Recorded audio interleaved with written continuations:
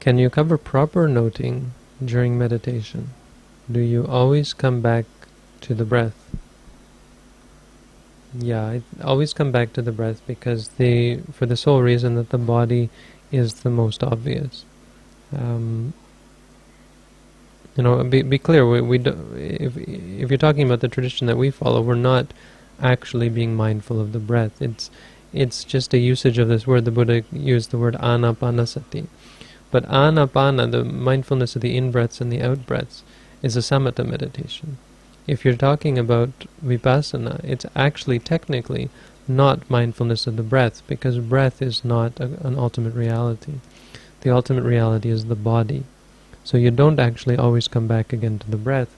You come back always again to the sensations that arise based on the breath, whether it's at the nose or whether it's at the stomach.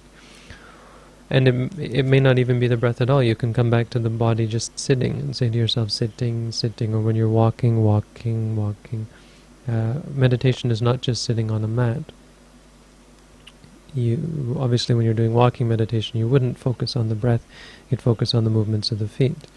We have even a prostration meditation where you focus on the hands, the movements of the hands and the bending of the back and so on. If you're eating, you have an eating meditation, so being mindful of chewing and swallowing. Point being, the easiest to be mindful of, the most coarse and most obvious, is the body. And Buddha Gosai in the Visuddhimagga says, actually, as the more time you spend focusing on the body, the more clear the mind becomes, the more clearly obvious the mind becomes. So by focusing on the body, you're actually indirectly learning about the mind, which should make perfect sense, because the mind is what is looking. No? So as you look at the stomach, for instance, rising and falling, you'll learn all sorts of things about the mind, and this is why many people don't like this practice, because you have to see your liking and your disliking and your boredom and your aversion and your control, your controlling nature, and so on. You have to see all sorts of unpleasant things about yourself, and so you start to blame the meditation. This meditation is no good. I can't get into it.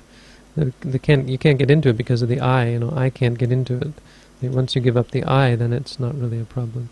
Once you give up the, once you learn about the mind, once you understand and let go, then you're able to easily focus on it. So in the beginning, or the whole of the practice really, is using the body in order to see the mind. And when you see the mind, whether it be feelings or whether it be thoughts or whether it be emotions, you focus on those. And when they're gone, you come back again to the body because it's still there. Yeah, I just wanted to add that the good thing about the breath is that it's always there. So when there's nothing else that you can note, then you can go back to the rising and the falling of the breath, of the not of the breath, but of the abdomen, which is caused by the breath. And to see the rising and the falling can help you to have insights about other of rising and ceasing, for example, because this is very related. You can understand that how it goes in waves and how everything is rising and ceasing. So it is, when there's nothing else to note, good to go back to the rising and the falling.